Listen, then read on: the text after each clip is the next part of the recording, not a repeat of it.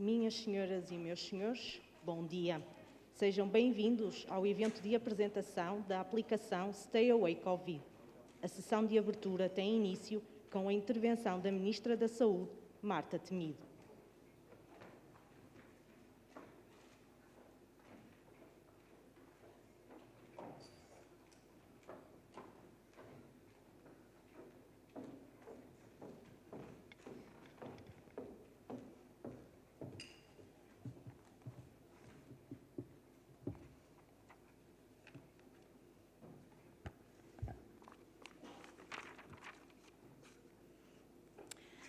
Sr. Primeiro-Ministro, caro Sr. Ministro da Ciência e da Tecnologia e do Ensino Superior, caro colega Manuel Heitor, Sr. Presidente do Conselho de Administração do INESC-TEC, Sr. Diretor, Sr. Presidente do Conselho, Sr. Reitor da Universidade do Porto, cumprimento em especial também o nosso anfitrião aqui no ISEP, quero, de uma forma especial, partilhar a satisfação que o Ministério da Saúde tem por estar aqui hoje. Foi um processo longo este. Chegámos hoje à possibilidade de ter já vários portugueses que descarregaram uma nova ferramenta para enfrentar um novo desafio. E são bem necessárias novas ferramentas para novos desafios, em particular para da magnitude daquilo que é esta pandemia da Covid-19. Todos sabem que os sistemas digitais de notificação da exposição a fatores de risco são especialmente relevantes, se têm mostrado especialmente relevantes em contextos como aquele em que nos encontramos.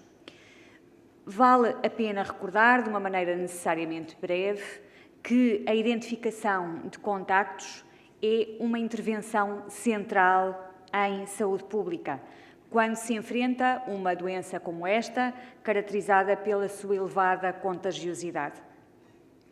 E o objetivo da identificação de contactos é, obviamente, interromper as cadeias de transmissão e alertar quem esteve exposto ao risco de contacto para que possa tomar medidas de proteção. Como tal, este tipo de ferramenta, de que hoje o nosso país também passa a dispor, é uma ferramenta complementar daquilo que é um trabalho das autoridades de saúde, das equipas de saúde pública. Não substitui esse trabalho, mas pode ser um auxiliar precioso. E, portanto, o Ministério da Saúde, através das suas instituições, quer Direção-Geral da Saúde, quer serviços partilhados do Ministério da Saúde, agradecem o pontapé de saída que foi dado pelo INESC-TEC e pelo ISPUP, cujo trabalho saudamos e cujo apoio e persistência e perseverança na produção desta solução saudamos, e que ficou também completo, mais robusto, com este endosso. Como é sabido, estas aplicações, uma ao nível de cada país, precisam do endosso das autoridades de saúde, e esta precisou do endosso da Autoridade de Saúde e, obviamente, também no quadro regulamentar em que nos encontramos, do parecer da Comissão Nacional de Proteção de Dados, mas estas ferramentas, dizia eu, são absolutamente fundamentais para apoiar o trabalho das autoridades de saúde públicas. Porquê? Porque apoiam a memória, se sentirem tão desmemoriados como eu me vou sentindo em determinados dias, perceberão o quão difícil poderá ser para alguém que é confrontado, então com quem é que esteve, com quem é que contactou, a que distância, em que circunstâncias. A vantagem que existe em poder ter um auxiliar deste tipo. Por outro lado, a vantagem também associada ao registro de acontecimentos quase que imperceptíveis, aqueles contactos que nós nem registamos em termos da nossa racionalidade, aceleram inevitavelmente o trabalho da saúde pública, e tanto que nos temos no fundo, queixado e referido a necessidade desse trabalho ser mais rápido em termos de identificação precoce das pessoas que foram contactos. E num mundo global em que as pessoas se movimentam muito e se movimentam inclusivamente entre vários países, este pode ser um auxiliar precioso. Claro que sabemos que há aqui limitações. Claro que nem todos têm uma tecnologia compatível, claro que nem todos descarregarão a aplicação, claro que nem todos andam com o telemóvel para todos os locais onde se deslocam, mas apresentar as limitações de qualquer instrumento, de qualquer ferramenta, é como apresentar as limitações de qualquer estudo, de qualquer conhecimento novo. É o melhor caminho para conseguir progredir em relação a essa superação. E, portanto, também aqui esta tem sido, penso eu, a postura de quem desenvolveu esta ferramenta. E, claro, também que a calibração desta ferramenta é essencial e o seu aperfeiçoamento é essencial. 2 metros, neste momento a exposição, 2 metros, mais de 15 minutos, será o adequado, será excessivo? Estas são as referências que temos numa área em que sabemos que o nosso conhecimento é ainda muito imperfeito e está sujeito a uma grande incerteza que temos que continuamente aperfeiçoar. E claro que esta questão do alerta emitido por esta ferramenta tem de ser também lida com prudência. E nunca é demais sublinhar isto. A exposição não significa infecção. E, portanto, da parte da saúde, um apelo também a que aqueles que descarregarem a aplicação, e apelamos a que todos o façam, e a que recebam o alerta de terem estado expostos, possam ter a tranquilidade suficiente para fazer os contactos telefónicos necessários, designadamente com a SNS 24 e com a tranquilidade necessária aguardar depois aquilo que é o encaminhamento do sistema de saúde. O facto de ter havido uma exposição não é necessariamente sinal de infecção. Por último, gostava de dar 2 notas. A primeira, a propósito, e certamente outros participantes nesta sessão, outras pessoas falarão com muito mais propriedade, designadamente o INESC-TEC e o Sr. Presidente do Conselho de Administração do INESC-TEC falou sobre as características desta aplicação, que nos permitem poder afirmar com tranquilidade que estamos perante uma aplicação voluntária, confidencial e segura, na qual podemos confiar, e isso é essencial também para o endosso que fazemos relativamente à mesma, mas depois uma palavra final para um apelo. O apelo para que a aplicação seja de facto descarregada. Eu estou em processo, ainda não consegui o descarregamento efetivo, porque o meu sistema disse que tinha que me ligar à corrente durante a noite e, portanto, não desistam. Da mesma forma que eu penso que amanhã o meu processo estará concluído, o vosso também poderá vir a estar. A circunstância de sublinhar de que este processo é um processo voluntário em várias fases. Não é só o descarregamento. É o descarregamento e depois o exercício esse exercício de responsabilidade, que é quando se recebe um alerta de que se contraiu efetivamente a doença, confiar no médico, confiar no clínico para ativar a utilização do código que só o clínico, só o médico pode fornecer para que, de facto, os outros que estiveram expostos ao nosso contacto, ao nosso risco, possam ser alertados.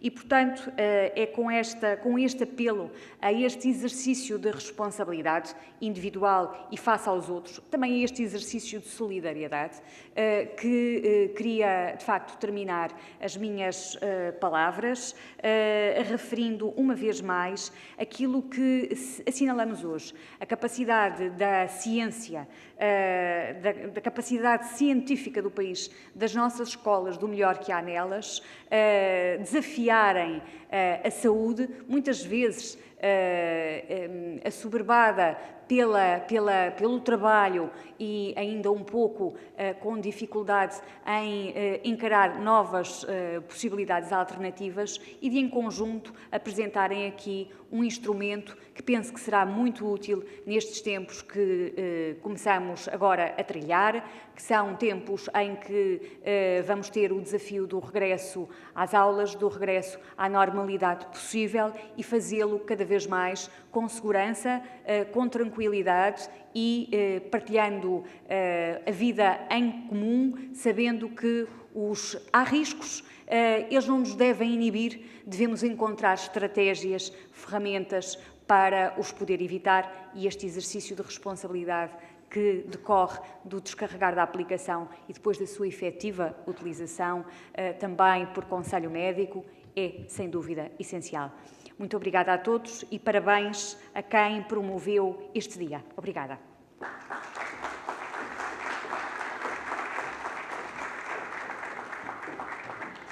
Segue-se a intervenção do Ministro da Ciência, Tecnologia e Ensino Superior, Manuel Heitor.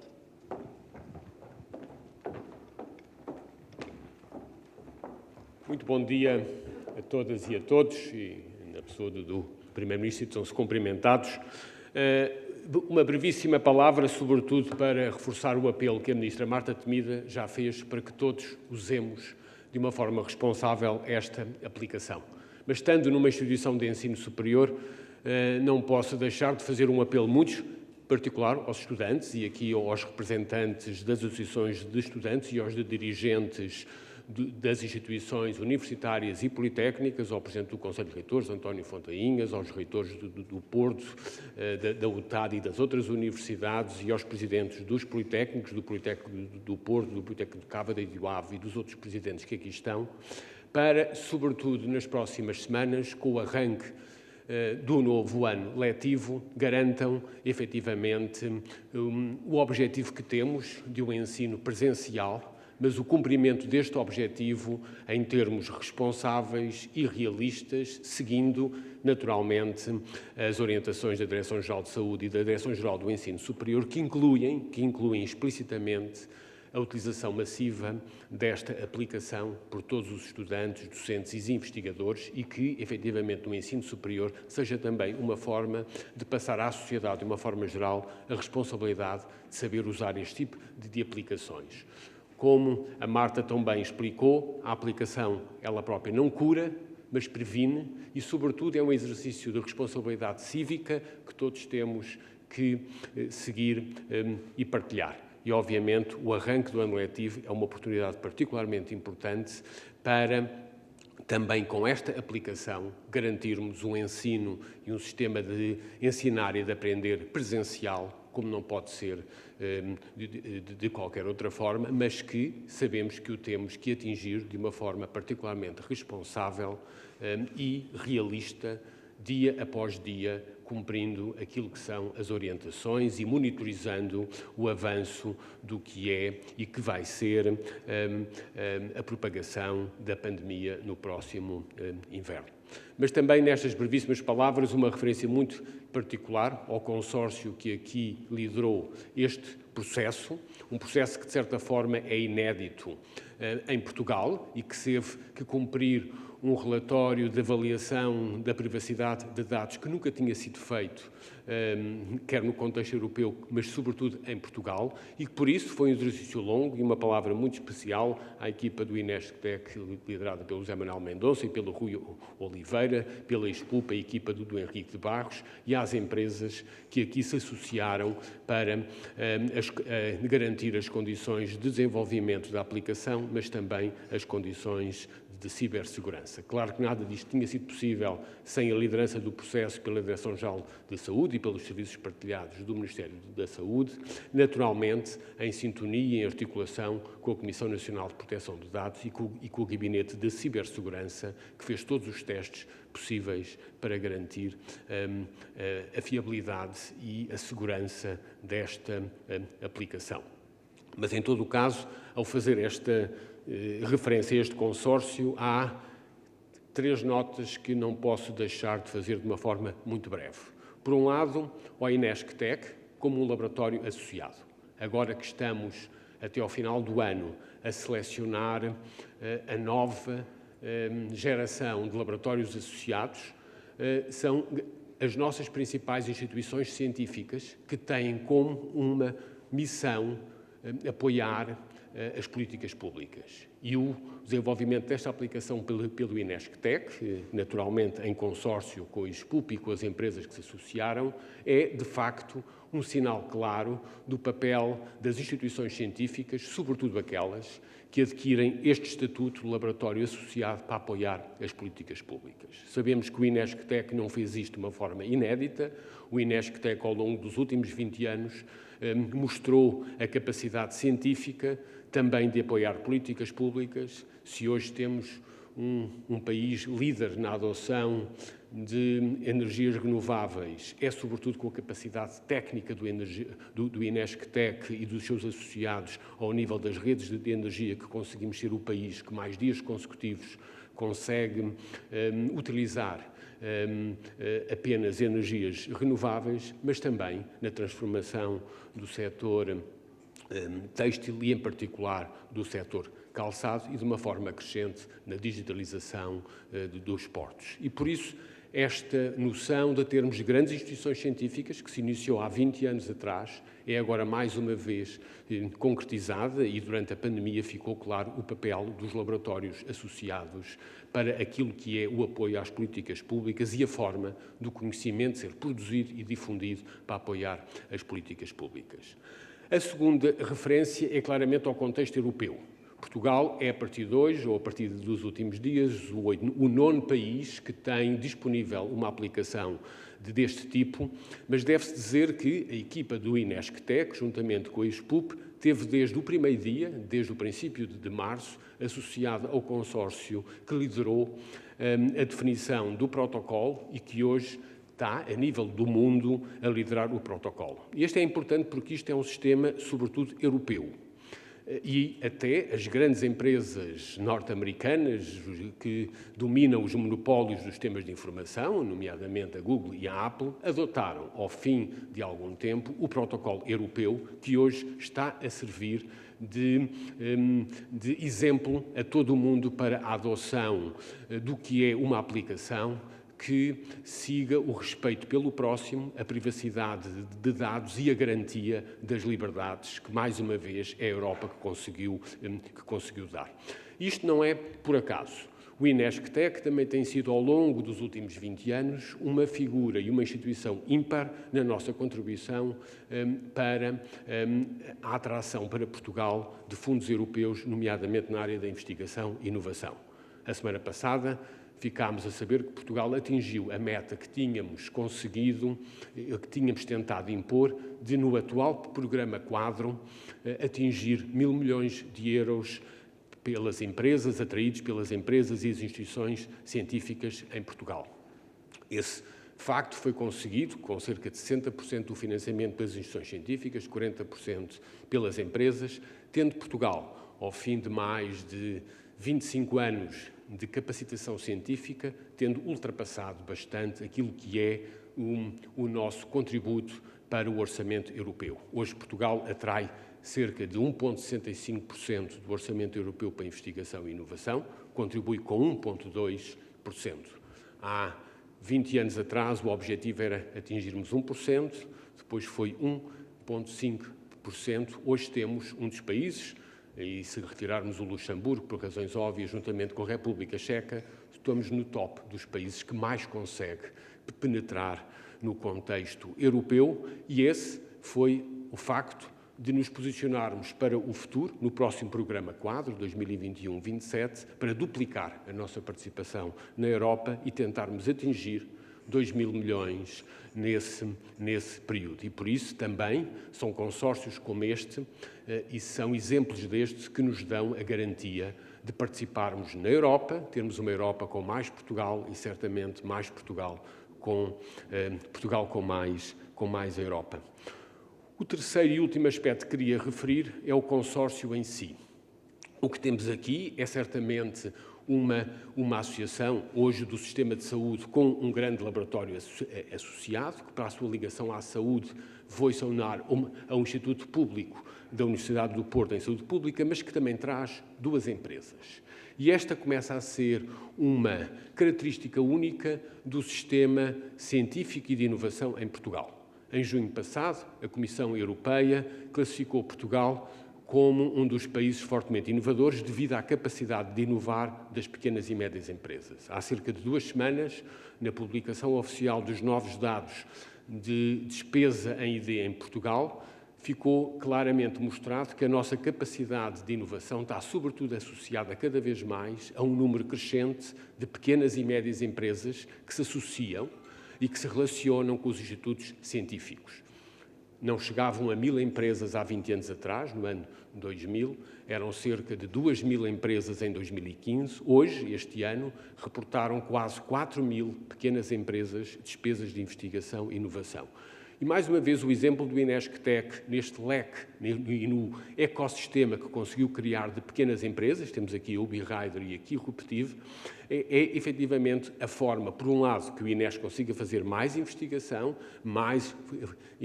fundamental, mas que se, em associação com pequenas empresas, crie uma relação cada vez mais importante em Portugal entre a ciência e o conhecimento, e a forma de criar emprego através das pequenas empresas. E, por isso, às duas empresas que se associaram aqui, é particularmente importante esta noção do ecossistema, que certamente este exemplo é também uma forma de estarmos em Portugal e na Europa com mais empresas, com mais pequenas empresas inovadoras, que conseguem difundir e transportar o conhecimento para a qualidade de vida de todos os cidadãos. E, por isso, apenas um reforço e um agradecimento ao Ministério da Saúde e à Direção-Geral da Saúde e aos serviços partilhados por terem acreditado também na capacidade científica e fazer desta visão de termos uma aplicação tecnológica para prevenir a propagação, agora uma realidade e, portanto, o apelo para que todos usem e aos dirigentes académicos não se esqueçam de propagar e massificar a utilização disto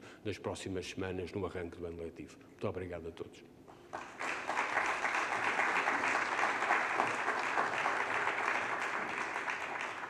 Para a apresentação da aplicação, passamos a palavra ao Presidente do Conselho de Administração do INESC-TEC, José Manuel Mendonça.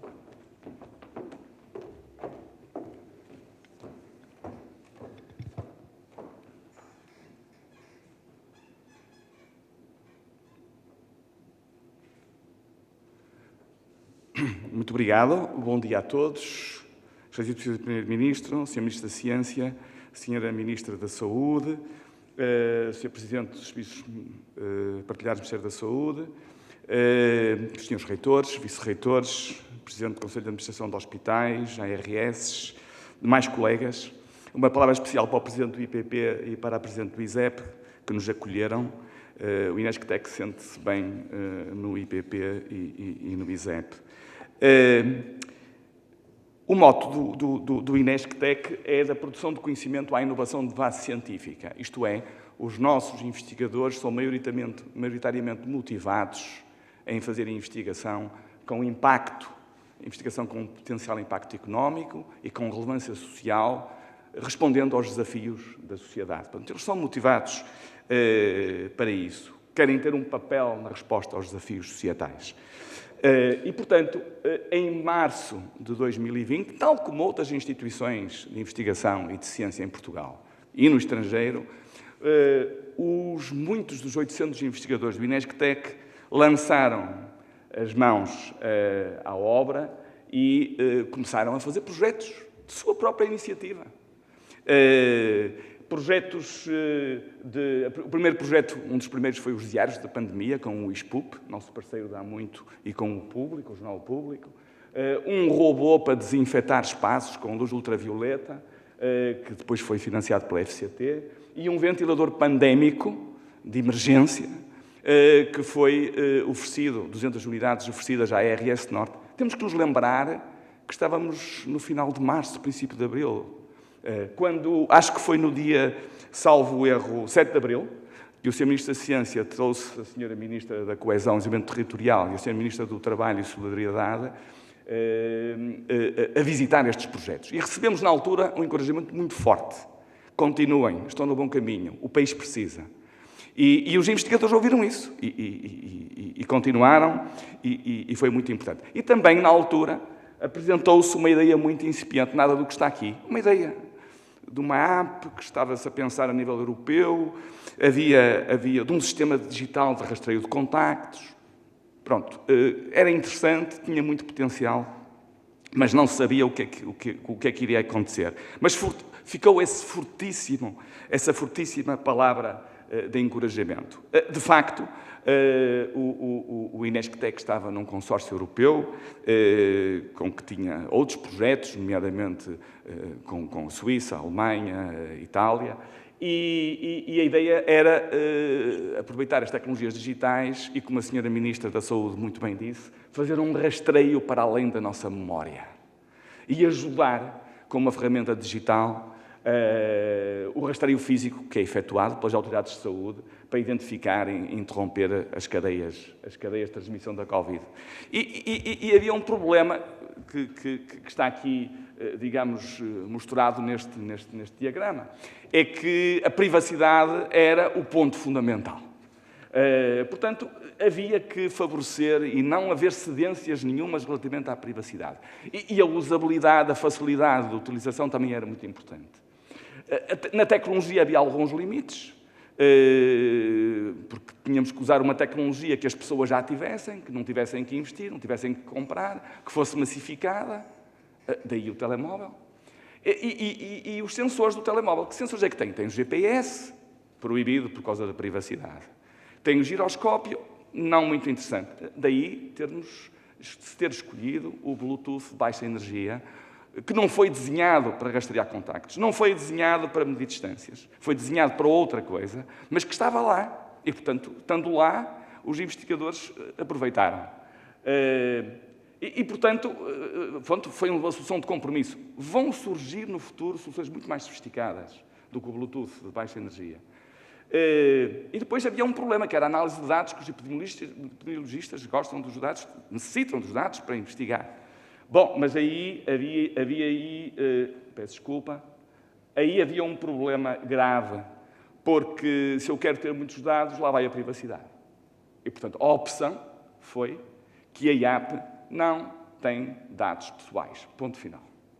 Portanto, não há dados para analisar. Há uns dados, quantas pessoas descarregaram, quantas pessoas têm a aplicação ativa, que vai ao servidor, etc. Agora, não há dados que permitam rastrear as cadeias de contactos, não há dados. Portanto, privacidade, prioridade máxima, análise de dados sofreu com isso. Talvez no futuro, numa outra geração de tecnologia, nós consigamos privacidade e capacidade de análise de dados. Estou convencido que sim, mas não com o conhecimento científico atual. Com o conhecimento científico atual, este compromisso era inevitável. Bom, o INESC-TEC estava ligado, digamos, foi parceiro de primeira hora do movimento europeu, do tal movimento europeu, para o desenvolvimento de um sistema de rastreio digital, chamado consórcio PE-PPT, composto por instituições de investigação, universidades, empresas, que tinham o objetivo de desenvolver um standard europeu para o rastreio digital de contactos com preservação de privacidade. Rastreio com preservação de privacidade. Aliás, a computação com preservação de privacidade, em inglês Privacy Preserving Computing, é uma linha de investigação da EFSTEC financiada pela FCT. Portanto, como disse o Ministro da Ciência, isto não nasceu em março. Não. É um investimento em capital e capacidade científica de décadas. Depois deste consórcio surgiu um outro, o chamado DP3T, que resolveu fazer um projeto de implementação, liderado por instituições de investigação, já vamos ver quais, que o INESC-TEC esteve da primeira hora. E depois, a seguir, a Google e a Apple, como o Sr. Ministro da Ciência já referiu, adotaram este protocolo e standard europeu para desenvolverem os seus aplicativos, as suas APIs. Pronto, e o que é que aconteceu? Os países começaram a fazer experiências, a adotar. A Áustria fez uma experiência piloto, ainda nem sequer havia o protocolo terminado, está agora a refazer uma aplicação a sério para todo o país. E depois, em junho, surgiram uns países importantes, a Itália, a Alemanha e a Suíça, como países importantes em que há uma grande expressão. Portugal, nesta altura, já estava a trabalhar com o SPMS, o INESC-TEC, pronto, mas isto tem os seus timings. Só para dar um exemplo, a aplicação alemã foi feita por dois gigantes, a T-Mobile e a SAP. Portanto, a SAP é a maior software house europeia e a T-Mobile é o operador de comunicações alemão, o maior operador de comunicações alemão. Portanto, rapidamente colocaram. Depois veio a Irlanda, pronto, e cá estamos nós aqui, Portugal. Há aqui alguns países, nós somos o nono, como o Sr. Ministro disse, porque alguns países ainda estão em piloto, e nós esperamos que agora em setembro todos os outros, por aquilo que se percebe, Malta, Bélgica, Chipre, Espanha, Reino Unido, que fez uma experiência, mas que não resultou, portanto, irão avançar. Uma coisa muito interessante é perceber que mesmo neste consórcio e neste ambiente houve um debate entre aquilo que se chama uma aplicação centralizada e uma descentralizada. Eu já vou-vos explicar, a diferença é muito pequenina, é mínima, mas a centralizada morreu. França foi o único país que insistiu no modelo centralizado e tem sido um flop, tem sido um desastre, com as pessoas a desinstalarem a própria aplicação com medo do problema da privacidade dos dados. França quis que a Apple abrisse o protocolo para ir buscar os dados aos telemóveis das pessoas e a Apple recusou-se a fazê-lo. Portanto, o que prevalece na Europa, ao contrário de Singapura, da Coreia, de Israel, etc., é um modelo descentralizado com preservação total da privacidade, porque não há dados pessoais a que a aplicação tenha acesso, não há dados pessoais, e como não há dados pessoais, nem o Estado pode ter os dados pessoais, nem os epidemiologistas têm os dados pessoais para fazer os estudos, e a Google e a Apple também não têm dados pessoais, porque não há dados pessoais. Eu já vou explicar porque é que não há dados pessoais. Bom,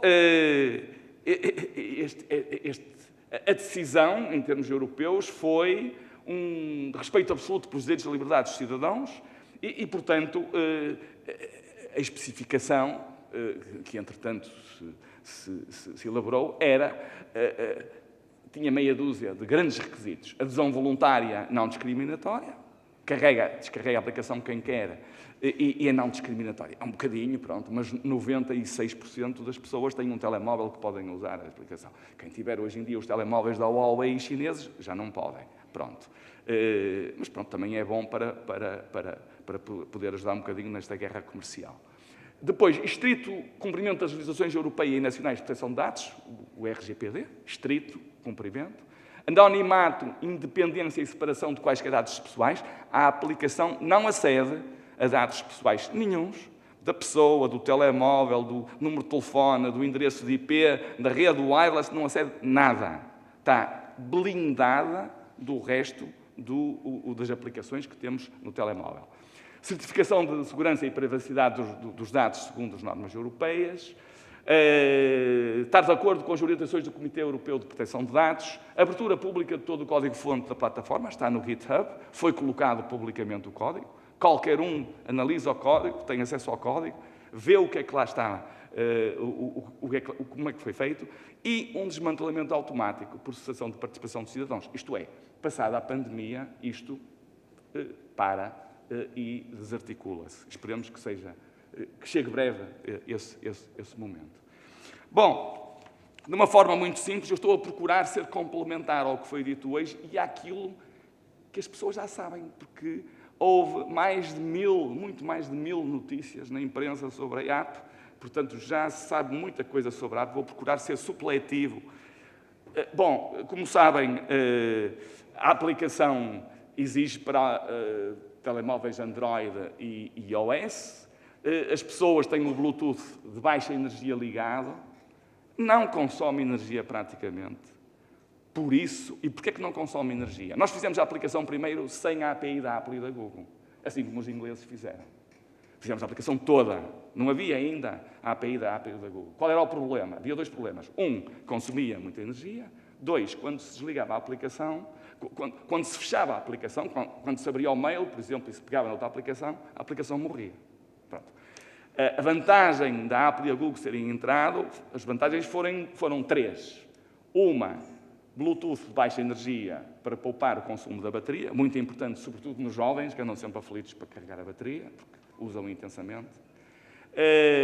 2, o facto da informação ficar presa no telemóvel, vamos já ver como e porquê, e, portanto, não há acesso a dados pessoais.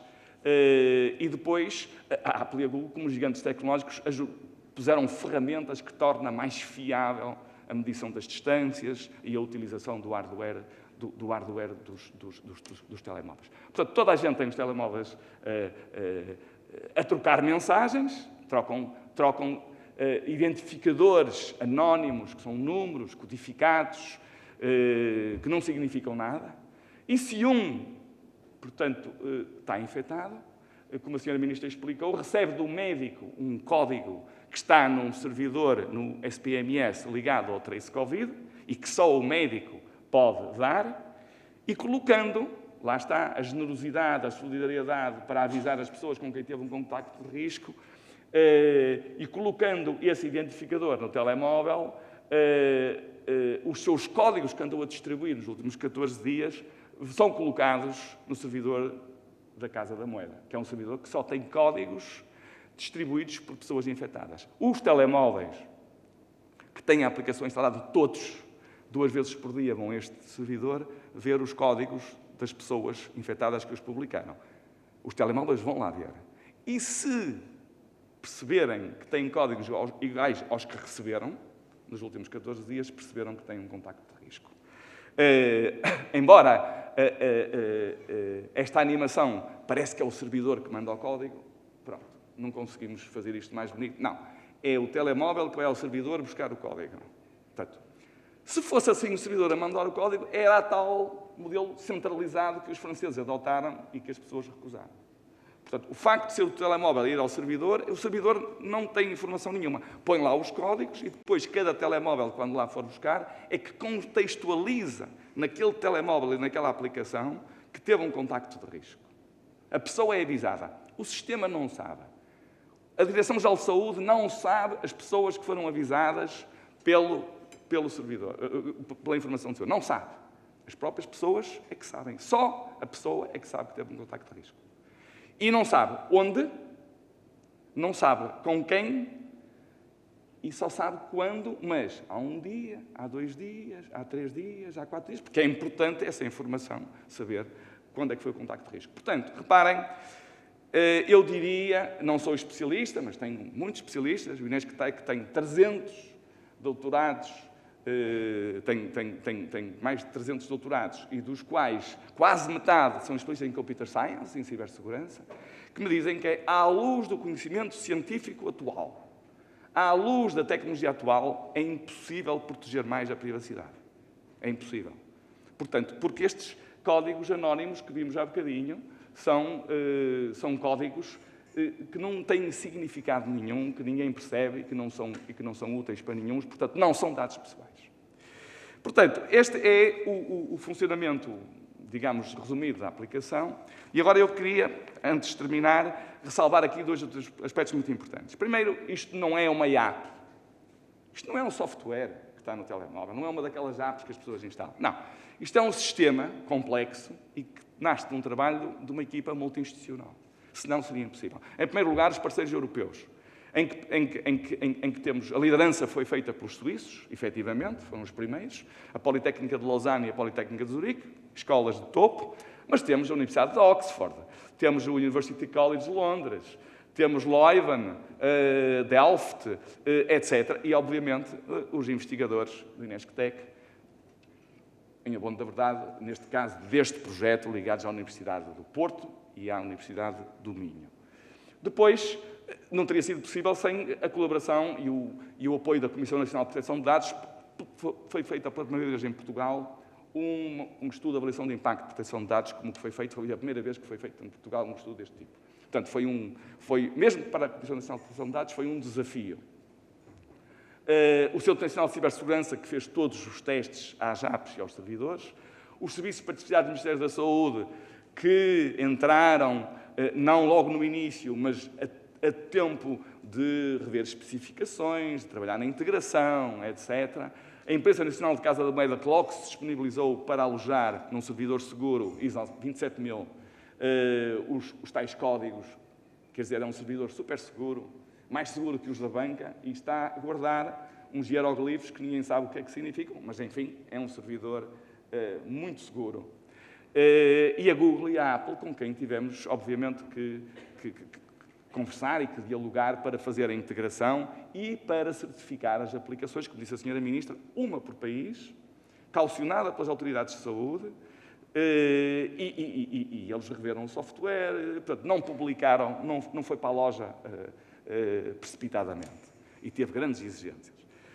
A vertente jurídico-legal, como sabem, importantíssima. Houve uma primeira versão de um estudo de avaliação de impacto da proteção de dados. A Comissão Nacional de Proteção de Dados fez uma deliberação, fez recomendações. Essas recomendações foram atendidas quer no decreto-lei, o decreto-lei que depois foi decidido a Presidência do Conselho de Ministros, quer numa revisão e numa versão 2.0 do estudo de avaliação de impacto da proteção de dados. Portanto, a Comissão Nacional de Proteção de Dados teve uma intervenção muito importante, pedagógica, flexível e rápida, que eu queria aqui deixar boa nota. Pronto, e eu passava aos desafios e aos agradecimentos. Quais são os desafios? O primeiro desafio é atingir uma forte adesão pelos portugueses. Portanto, não gasta muita bateria, não há dados pessoais, pode ser muito útil e pode ser importantíssima para as pessoas, para os seus amigos, para as suas famílias. Portanto, descarreguem a app, não dá trabalho nenhum, é muito mais trabalhoso andar a lavar as mãos 20 vezes por dia e andar de máscara, é muito mais incómodo, é muito mais trabalhoso. A app não dá trabalho nenhum, é gratuita. Exatamente. Tem que continuar a lavar as mãos e a usar a máscara. Continuar. Mas esta é mais uma ferramenta, só que é menos trabalhosa, digo eu. O desafio da adoção, o desafio de rapidamente se assegurar a interoperabilidade europeia, que está a ser trabalhada. À medida que os países se vão juntando, trabalha-se na interoperabilidade europeia para que um alemão que vem cá de férias e esteja com portugueses e com outros cidadãos até de outros países, regressa à Alemanha e é identificado Covid-19 positivo. E aqui em Portugal nós sabemos que com quem as pessoas que estiveram com esse alemão são avisadas. Portanto, facilita a mobilidade e facilita a abertura de fronteiras, obviamente, por esta capacidade de interoperabilidade entre as áreas. Há aqui um desafio, sente-se que vai haver um mapa mundial mais cedo ou mais tarde, isto vai ser uma coisa única para o mundo todo, os gigantes tecnológicos vão fazê-lo, ganhando experiência, talvez pode demorar 6 meses, 1 ano, 2 anos, e sensores específicos para rastreio de contactos, porque o Bluetooth de baixa energia não é um sensor. Vai haver sensores que vão medir, está a 1,84m, centímetros, durante não sei o quê, portanto vai haver esses sensores, de certeza absoluta, mas neste momento não há. Portanto, é tecnologia de ponta que é utilizada. Estes são os grandes desafios. E, finalmente, para não vos maçar, o agradecimento, primeiro à AFCT, que apoiou a proposta de projeto que nós enviamos, ao Sr. Ministro da Ciência, que tem uma confiança em nós tão grande que quase que ficamos com medo de vez em quando, pronto, o tipo de desafios que nos são colocados. À equipa do INESC-TEC e também do SPUP, que o Rupt e o B-Rider, ele não queria que eu dissesse nomes, eu tenho que dizer, o meu colega Rui Oliveira não fez mais nada nos últimos meses.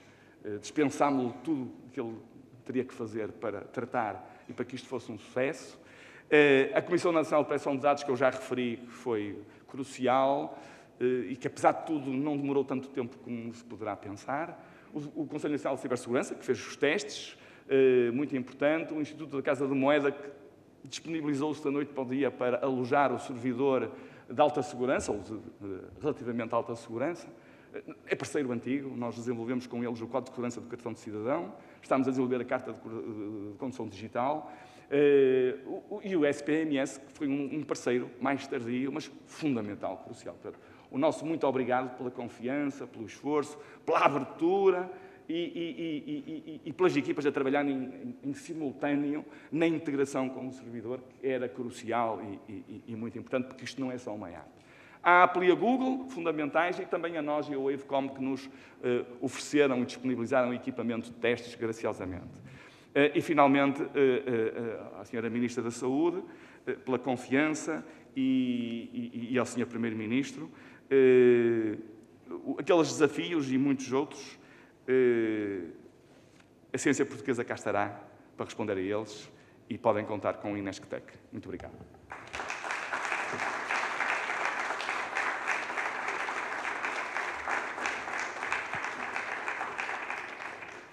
Trace Covid-19 e a geração de códigos será a apresentação do Presidente do Conselho de Administração dos Serviços Partilhados do Ministério da Saúde, Luís Góes Pinheiro.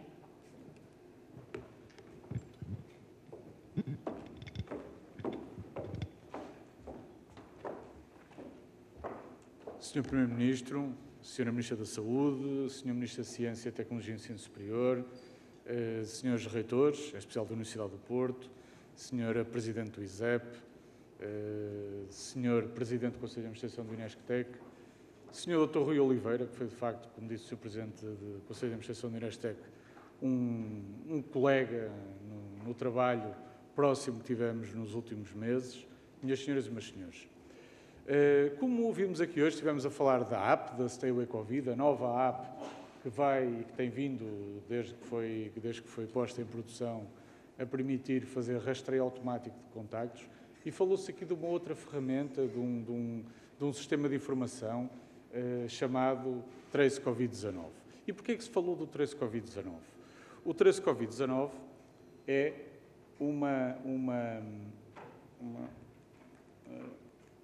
o Trace Covid-19 é uma ferramenta que foi criada há algum tempo atrás, foi criada no dia 26 de março de 2020, quando a pandemia entrou na fase de mitigação e que permitiu, e tem vindo a permitir ao longo deste tempo, gerir as tarefas das equipas de saúde pública, das equipas de medicina geral e familiar, das equipas hospitalares no contacto com os doentes infectados ou apenas dos doentes suspeitos de estarem infectados com Covid-19. Esta ferramenta tem sido absolutamente crucial ao longo desta pandemia, para se perceber qualquer doente que tenha suspeitas ou esteja infectado com Covid-19 é inserido nesta ferramenta, é monitorizado nesta ferramenta e é a partir desta ferramenta que os médicos e os outros profissionais de saúde, designadamente os enfermeiros, conseguem monitorizar as tarefas que têm que realizar relativamente a esse doente. Esta ferramenta está disponível hoje em todos os hospitais, também nos hospitais privados, não apenas no SNS, está disponível nos centros de saúde e é usada amplamente por todas estas equipas.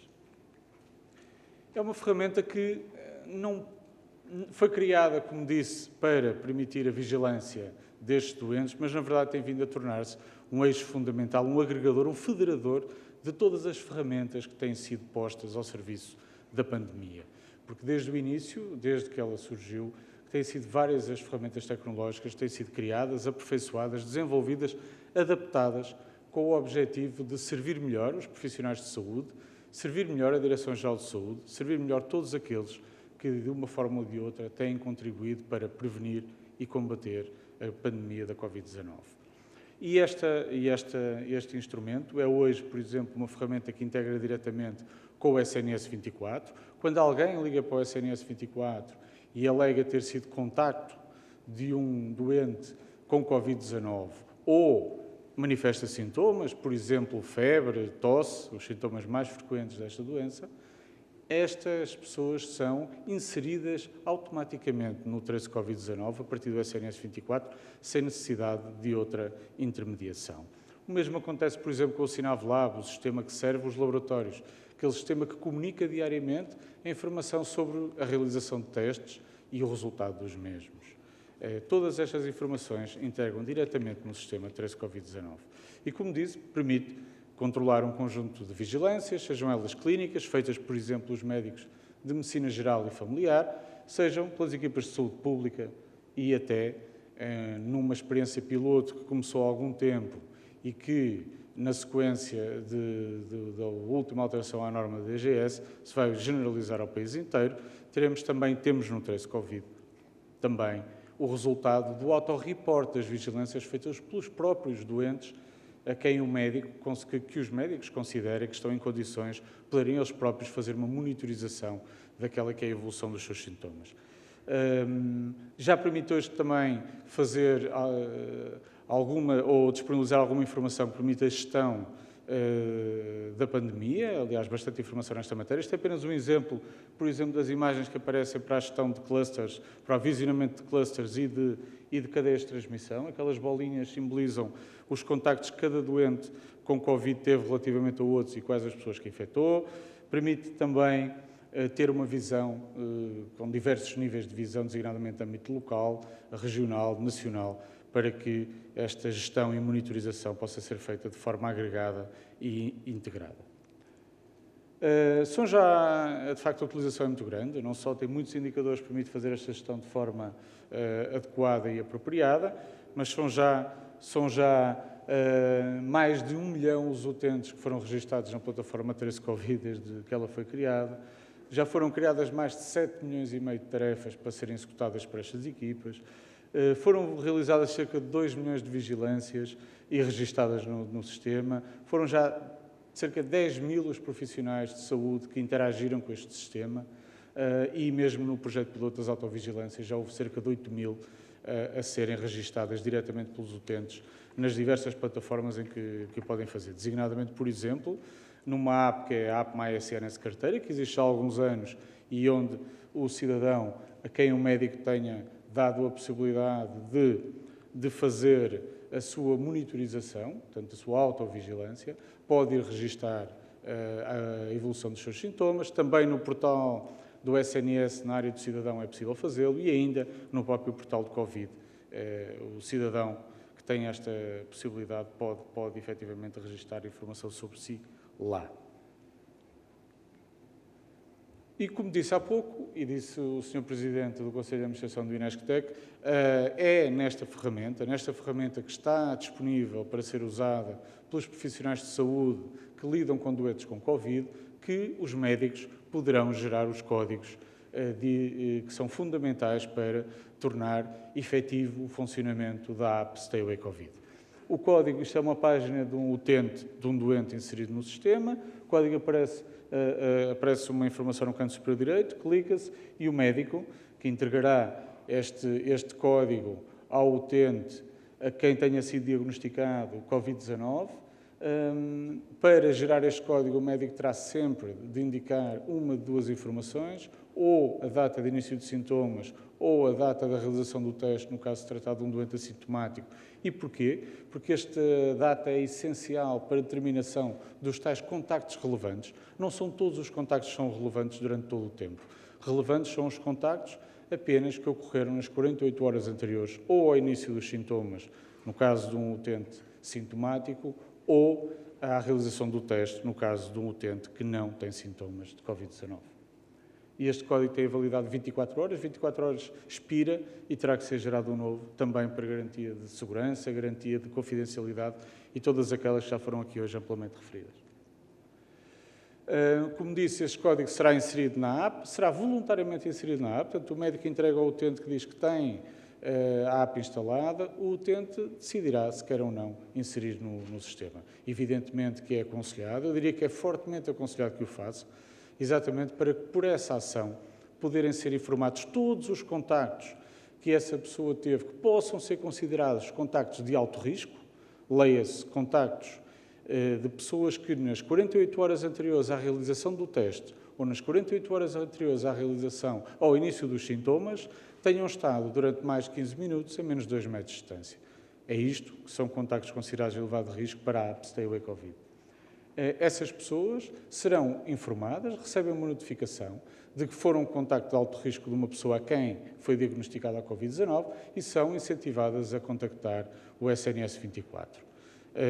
E é o SNS 24, depois de conversar com esta pessoa, que introduzirá este utente no trace Covid para ele poder ser acompanhado pelas equipas de saúde pública. E isto é também um dado muito importante, que já foi aqui referido, mas nunca é demais dizê-lo novamente. Os utentes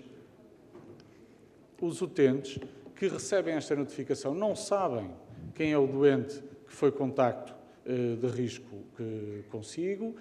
Claro, se porventura tiverem esse conhecimento por outra via, muitas vezes sabemos que estes contactos de risco são contactos tidos com familiares e, portanto, com pessoas próximas, e em que esse conhecimento já existe. Mas se esse conhecimento não existir, não será seguramente por esta via que ele será transmitido, uma vez que ninguém no sistema sabe que, quando o código é gerado, a única coisa que o médico sabe, e já sabia antes, é que aquele doente tem Covid, só não lhe pedi dar o código. A partir daí não sabe se ele o vai inserir na aplicação, não sabe sequer se ele tem a aplicação instalada. Ele disse que tinha, mas pode não ter. E a partir daí tudo é voluntário e tudo é anónimo. E, portanto, desse ponto de vista, a confidencialidade está garantida e a privacidade, que foi, como já foi aqui dito, o critério fundamental do desenvolvimento deste sistema, está garantida. Dito isto, e para finalizar, apenas agradecer ao INESC-TEC e à ciência o contributo que deram para o desenvolvimento desta ferramenta, o contributo que deram com esta ferramenta. Esta, evidentemente, não é a única ferramenta que está a ser usada neste contexto, ou que irá ser usada neste contexto, bem pelo contrário, junta-se a muitas outras, mas é um contributo muito, muito importante, um contributo que pode vir dia a dia a tornar-se cada vez mais relevante. Para isso é necessário que todos usem esta ferramenta. E, portanto, eu aqui junto o meu apelo aos apelos que têm sido feitos, é importante que a usem, que a descarreguem, que a instalem, tendo em conta que ela, de facto, garante a confidencialidade dos utilizadores e que as várias decisões sobre a manutenção dessa confidencialidade podem vir a ser mantidas no futuro. Se amanhã forem diagnosticados com Covid-19, podem decidir não introduzir essa informação na app. Se receberem a informação de que foram contacto de um utente, de um doente com Covid-19, podem decidir não ligar para o SNS 24. Portanto, a liberdade, o poder de decidir continua sempre na mão de quem descarregou a app. Na verdade, só têm a ganhar e nada têm a perder. Portanto, façam. Mas, como eu disse há pouco, é de facto uma ferramenta que se junta a tantas outras. Junta-se ao trace Covid-19, que é o agregador, o federador de todas estas ferramentas. Junta-se ao próprio SNS 24, que não é apenas uma linha telefónica, onde profissionais de saúde muito empenhados e com um trabalho muito intenso, todos os dias atendem milhares de pessoas que não têm só sintomas Covid-19 ou queixas sobre esta doença, sobre todas as outras, mas tem também uma componente tecnológica muito relevante, que tem sido essencial para garantir a integração desta informação do SNS 24 com todos os outros sistemas. Junta-se ao SINAV Med e ao SINAV Lab, que tiveram adaptações muito significativas para se tornarem ferramentas mais adaptadas a esta nova realidade, e junta-se a todas as informações de gestão de apoio à decisão, como é o caso do BI, do Trace Covid, ou do BI SINAV, que está prestes a ver a luz do dia. E por isso, muito obrigado a todos, muito obrigado ao INESC-TEC por ter levado esta tarefa a bom porto e muito obrigado a todos aqueles que a partir de hoje usem esta ferramenta. Obrigado.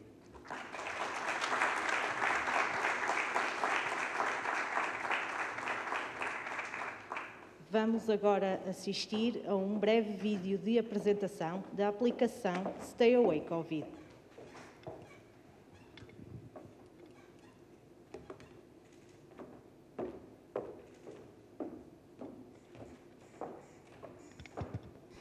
Pouco a pouco retomamos as nossas rotinas. Estamos a aprender a viver com o vírus. E agora podemos fazer ainda mais. Chegou o Stay Away Covid, que o notifica caso esteja em risco de contágio. Instala a app no seu telemóvel de forma voluntária, anónima e segura. Caso tenha permanecido 15 minutos a menos de 2 metros de um cidadão diagnosticado que também usa a aplicação, receberá o alerta. Vamos quebrar a cadeia de transmissão. Stay Away Covid. Proteja-se a si e aos outros.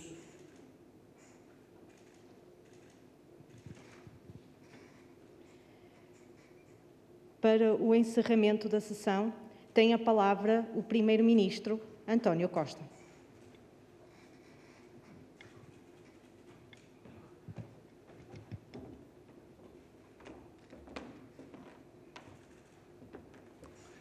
Muito bom dia a todas e a todos. Queria cumprimentar o Sr. Presidente do Instituto Politécnico de Porto, a Sra. Presidente do Instituto Superior de Engenharia do Porto, o Sr. Reitor da Universidade do Porto e o Presidente do INESC-TEC e os colegas de Governo e todos os presentes. A minha primeira palavra é dirigida ao INESC-TEC e a todos aqueles que, como o ISPUP e as duas empresas que se associaram, avançaram para o lançamento deste consórcio e o desenvolvimento desta aplicação. Algo que tem sido muito importante desde o início desta pandemia tem sido a capacidade muito descentralizada que quer o sistema científico, quer o nosso sistema empresarial tem reagido para poder responder às múltiplas necessidades novas que esta pandemia nos tem colocado. As empresas do têxtil que deixaram de produzir aquilo que normalmente produziam para passar a produzir máscaras, o esforço extraordinário que o CEA desenvolveu em parceria com múltiplas instituições para produzir um ventilador quando havia enormes riscos de não haver ventiladores disponíveis no mercado mundial e também, mais um exemplo, este trabalho aqui desenvolvido pelo INESC, liderado pelo INESC-TEC, para o desenvolvimento desta aplicação. Isto é, aliás, a boa demonstração de que aquela dúvida se deve investir na ciência aplicada ou se deve investir na ciência pura é uma dúvida que não faz o menor sentido. A ciência só pode ser aplicada quando existe ciência pura. Hoje só temos esta aplicação em concreto porque durante muitas décadas muita gente estudou, preparou muito de conhecimento que está na base desta aplicação e sem a qual esta aplicação não teria sido possível responder em tão pouco tempo. É por isso gratificante sabermos que este ano a União Europeia nos classificou na primeira divisão dos países considerados altamente inovadores. É muito importante, como aqui disse há pouco o Sr. Ministro da Ciência, que o sistema científico nacional e as empresas nacionais tenham conseguido vencer a meta que tínhamos estabelecido de captar, em concorrência com todo o sistema científico europeu, com todas as empresas europeias, mais de 1.000 milhões de euros ao longo deste quadro financeiro e que nos dá, efetivamente, confiança de que, no próximo quadro financeiro, seremos capazes de cumprir e de vencer a nova meta. Duplicar aquilo que alcançamos agora e ir buscar mais de 2.000 milhões de euros de fundos europeus. E essa confiança é-nos dada por um dado que tivemos conhecimento a semana passada. É que, não obstante a enorme crise que o país está a viver, crise sanitária, crise económica, crise social, de perda de rendimentos de muitas famílias, de medo sobre o futuro do emprego, este é o ano desde onde mais alunos concorreram para frequentar o ensino superior. E isto é muitíssimo importante, porque isto significa que, mesmo de uma hora de crise tão profunda, as famílias, as novas gerações acreditam e percebem que é com o acesso ao conhecimento, a valorização do conhecimento, que podem construir o seu futuro e terem melhores condições de vida. Segundo lugar, há algo que creio que todos percebemos. O sucesso e o insucesso do controle desta pandemia tem, obviamente, um enorme peso sobre os nossos profissionais de saúde, sobre o Serviço Nacional de Saúde. E podemos testemunhar, ao longo destes meses, a robustez do Serviço Nacional de Saúde, a grande competência de todos os profissionais de saúde para acolherem, tratarem aqueles que lhes surgiram vítimas desta pandemia. Mas houve algo também que aprendemos. É que todos nós temos que ser agentes de saúde pública para que o Serviço Nacional de Saúde, os profissionais de saúde, tenham as melhores condições para poderem responder. Claro que temos que ter mais profissionais, e temos hoje mais profissionais, mais 9.000 profissionais. Temos que ter mais equipamento, e nestes meses vamos passar do país que estava na cauda da Europa, do número de camas de cuidados intensivos por 100.000 habitantes, para atingirmos a média da União Europeia em camas de cuidado intensivo por 100.000 habitantes. Estamos a reforçar a capacidade de testagem para que haja uma detecção tão precoce quanto possível de qualquer infecção, mas há algo que todos percebemos bem.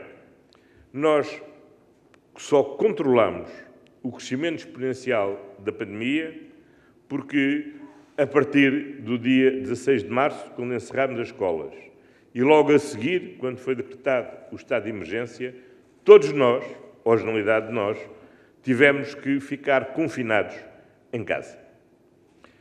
E isso teve um custo, e tem um custo muito grande do ponto de vista social. Há milhares de empresas que foram destruídas, há milhares de postos de trabalho que foram destruídas, há milhares de famílias que estão ainda, que tiveram enormes perdas, tiveram e têm enormes perdas de rendimento. Ora, nós sabemos que até haver um tratamento eficaz ou uma vacina, a pandemia não desapareceu. O vírus não desapareceu. O vírus vai continuar entre nós. E, portanto, como dizia naquele spot da apresentação da aplicação, nós temos que aprender a viver com o vírus. E essa aprendizagem tem coisas simples. Temos que lavar muitas vezes as mãos ao longo do dia. Temos que, de facto, usar a máscara sempre que ela é necessária utilizar e temos que manter as distâncias de segurança entre todos nós e alterar os hábitos sociais que tínhamos, como continuamos a não apertar a mão, ou dar beijinhos, ou dar um abraço, para nos cumprimentarmos uns aos outros. Essa é uma colaboração indispensável que nós damos para o controle da pandemia. Esta é a melhor ajuda que nós podemos dar aos médicos, aos enfermeiros, a todos os profissionais de saúde, todos aqueles que estão mesmo na primeira linha do combate ao Covid. Esta aplicação é mais um instrumento e é mais uma ferramenta. E é uma ferramenta de enorme responsabilidade. Eu já tive a oportunidade, ontem, de descarregar esta aplicação, já a tenho no meu telemóvel, não tive que estar ligado à corrente toda a noite, já a consegui descarregar e ela informa-me, aliás, que não foram registrados quaisquer contactos de proximidade com elevado risco de contágio. Porquê é que é muito importante esta aplicação?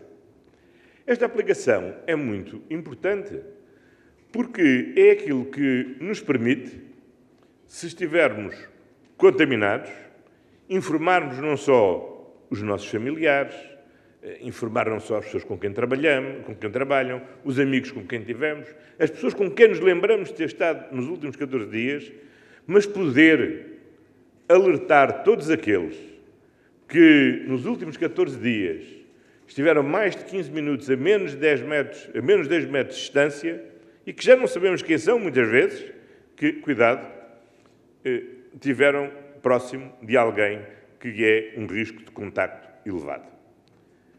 Eu comprometo-me a, se algum dia estiver infectado, espero não venha a estar, a imediatamente fazer essa comunicação e alertar todos aqueles a quem eu involuntariamente possa ter contaminado. Isto é uma contrapartida.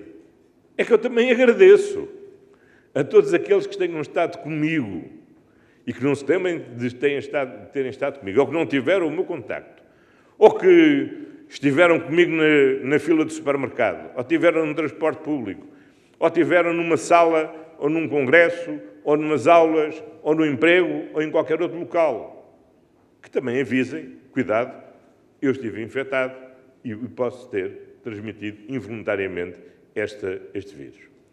E este cuidado é fundamental porque um dos elementos mais perigosos na disseminação desta pandemia do Covid é que a generalidade das pessoas, pelo menos até agora, que têm estado contaminadas, não têm tido sintomas. Não têm tido dor de cabeça, não têm tido tosse, não têm espirrado, não têm andado com febre, não se têm sentido engripados. Ou seja, a generalidade das pessoas que têm estado contaminadas não deram, muitas vezes, por isso. E é por isso que é fundamental, porque todos que saibamos que estamos, possamos alertar os outros que podem estar e não saber que estão. Porque só assim nós conseguimos interromper o mais rapidamente possível essa cadeia de contaminação. Por isso, o apelo que eu faço é que todos descarreguem esta aplicação, todos informem os outros no caso de virem a estar contaminados e agradeço a todos a que estejam contaminados que nos informem que foram dados como contaminados. As pessoas não devem ter receio de descarregar esta aplicação. Esta aplicação não é obrigatória, é voluntária e por isso apelo a que a possam descarregar. Mas é voluntária também nos avisos. Se o médico disser a qualquer pessoa, olha, está contaminada, é a pessoa que decide se informa ou não informa. Mas é também segura, porque não dá para os engraçadinhos fazerem partidas. Eu, se resolver querer assustar todas as pessoas que estiveram comigo e dizer eu estou infectado, eu não o posso fazer. Porque eu só posso dar o alerta se o médico que detectou que eu estou positivo me der um código e só com esse código é que eu posso aqui inserir. Ou seja, não haverá falsos alertas. E isto é também muito importante. E, finalmente, quem receber um alerta não tem que entrar em pânico. O ter o alerta não quer dizer que esteja contaminado. O ter estado próximo de alguém contaminado não quer dizer que necessariamente tenha ficado infectado. O alerta só diz uma coisa, que é dizer, deve pegar no telefone, deve ligar para a linha Saúde 24 e, a partir daí, seguir as instruções que lhe sejam transmitidas pela linha Saúde 24. E este é um esforço pequeno, mas que é um esforço fundamental para podermos, todos nós, da mesma forma que lavamos as mãos, da mesma forma que usamos as máscaras, da mesma forma que nos deixamos de dar abraços e apertos de mão, da mesma forma que mantemos a distância social, ajudar a travar esta pandemia enquanto a vacina não chega. E é muito importante o momento em que está a ser lançada esta aplicação. Porque agora muita gente está dispersa em férias, mas brevemente as pessoas vão começar a voltar, os tribunais reabriram hoje, o ano letivo vai começar a partir entre o dia 14 e o dia 17, muitas pessoas vão voltar ao seu dia-a-dia, à sua rotina habitual de apanhar o metro, apanhar o autocarro, de começarem a circular, de estarem juntas no local de trabalho, e é algo que todos sabemos, é que quanto mais contactos tivermos, quanto mais nos movimentarmos, mais aumenta o risco de contágio. Há muitas dúvidas sobre os vírus, e em particular sobre este vírus em concreto. É natural que a ciência ainda não saiba tudo sobre um vírus que recentemente apareceu. Há uma coisa que todos temos uma noção na nossa vida e da nossa experiência. Tendemos a adoecer mais no outono e no inverno do que na primavera e no verão. E por isso, seguramente, também o outono e o inverno vão ser um período de risco acrescido. E por isso que temos que ter bem a consciência que temos de estar mais alerta do que nunca, de que não podemos baixar a guarda, de que não podemos relaxar ou achar que o problema já passou, porque o problema não passou, o problema está entre nós e vai continuar entre nós. E que a única forma de garantirmos que não vamos ter de voltar a passar pelo que tivemos de passar em março e em abril, que não vamos ter de prejudicar as crianças e os jovens com a perda do ensino presencial e que o ano letivo, com maior ou menor dificuldade, vai poder seguir tranquilamente a sua atividade. Que as empresas vão poder funcionar com normalidade. Que os empregos se vão manter. Que o rendimento se mantém ou é recuperado. A melhor forma que temos de o fazer é evitar que a pandemia se descontrole. E a única forma de garantir que a pandemia não se descontrola depende única e exclusivamente de cada um de nós. Já não é o médico nem o enfermeiro que nos vai atender no hospital que impede que a pandemia não se desenvolva. Esses, só lhes é pedido, e é muito, é que nos tratem. Mas, infelizmente, não depende deles a transmissão ou não transmissão. A transmissão ou não transmissão depende unicamente de cada cidadã e de cada cidadão. É um dever cívico que cada um de nós tem evitar a transmissão da pandemia. E como é um nosso dever cívico lavar as mãos, usar a máscara, por favor, entendam também que é um vosso dever cívico descarregarem esta aplicação e sinalizarem se vierem a ser diagnosticados como estando positivos. Não vos garante a cura, é evidente, mas garante uma coisa muito importante. É que estão a evitar que outros, com quem estiveram, sejam pessoas que vocês conhecem e são vossos entes queridos, ou pessoas que vocês não fazem sequer ideia quem são, mas que estiveram convosco num local de trabalho, num local público, num transporte público, nós estamos a cumprir o nosso dever cívico de dizer, cuidado, tenha atenção, pode ter sido contaminado. Pegue no telefone, ligue para a linha Saúde 24 e siga as recomendações da linha Saúde 24. Por isso, muito obrigado por podermos ter hoje mais esta ferramenta, podemos ter mais este instrumento para interromper as cadeias de transmissão, mais este instrumento para prevenir o desenvolvimento desta pandemia, e o apelo que faço a todos é, por favor, descarreguem a aplicação e deem-lhe a utilidade. E espero que nunca recebam nenhum aviso e, sobretudo, espero que nunca tenham que avisar ninguém de que estão positivos. Muito obrigado a todos.